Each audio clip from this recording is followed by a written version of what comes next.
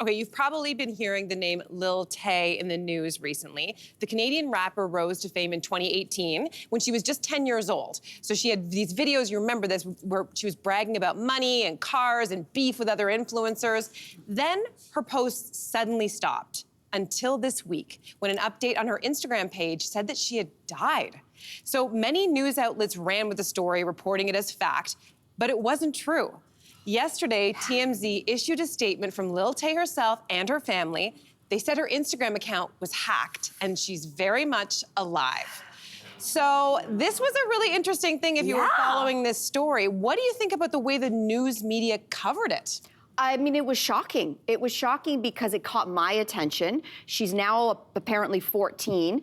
Or 16, according to some we don't know. Her reports. age has been dubious, but they reported her as dead at 14, which a child dying is like shocking. Then add one more layer of shock, which was the statement on the hacked Instagram post also said her brother was also dead. Yeah. So now you're like, okay, what is going on with this family? And then the police in both Vancouver and LA, where she's got ties, both departments saying, we have no reports of anybody being dead. And then I'm like, okay, this all sounds weird. But it did make me go back to the original post because we talked about her on this show because I was very disturbed back then that a 9 or a 10-year-old was like, I'm the biggest flexer of the century. And she was making it rain and profanity-laden raps. And I was like, even if this is a shtick, where are her parents? And so if I wasn't worried about her parenting then, something smells off, and I'm even more worried about her family unit today.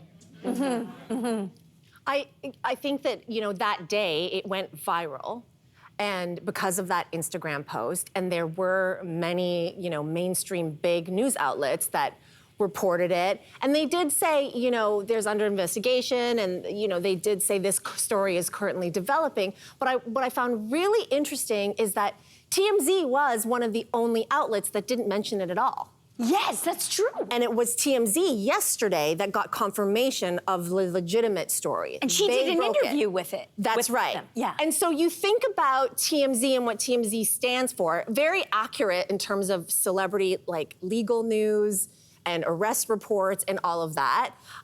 They were the ones who were the most accurate, while many other news outlets, like mainstream news outlets that don't deal in celebrity, were wrong.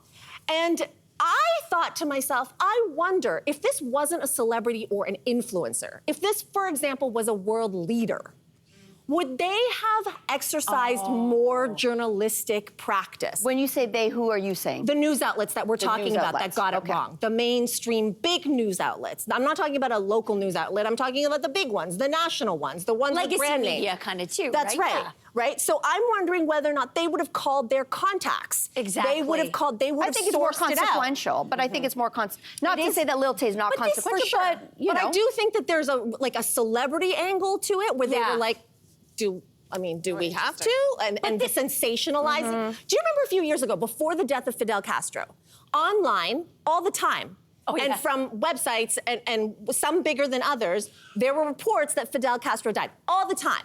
New York Times, which covered Lil Tay's death, or hoax death, New York Times, CNN, none of them touched this. Because they went to their sources, right? So I wonder if, like, they just don't take the celebrity news as seriously. I also wonder if it's something entirely new, because it came from her own Instagram page. Excuse me. So I don't know if something like that has ever happened. And is there a difference between, let's say, legacy media reporting? I have a bubble in my throat, so I'm just going to go like this. Thank you. Is there a difference? It's gone. Is there a difference between saying Lil Tay is dead and, according to an Instagram post on her own page, Lil Tay is dead? Like, just the according to. Right. Is there sort of a difference in that? I mean, absolutely. For sure, that would have been better, right? But I think that this is just a reminder to us that in this, 24-hour news cycle, everybody's trying to, get the eyeballs. I think there is a rush to be first instead of being correct. Oh my God! Right? When I used to work at Maclean's magazine, and very, very junior, and a big news story broke. It was huge, and I was ready to post something on the website, and the old school journalists were like, "Slow down there, kid, and sort of said, like, you have to have 3 confirmations, and those 3 confirmations can come from legacy media. And at that time, it could also come from Twitter. If it was an online, like, police verified account. I think now that's probably even changed because you can mimic. And so obviously I didn't publish it. But yeah, like 3 things to make sure that what you were telling is verified and true. We're losing that because we're losing it. Well, because there's no one to staff. Can I just add one thing, though? Like, yesterday, another viral story broke out about Rihanna maybe giving birth to her 2nd child. Now, the thing is, it came from a not very reputable website.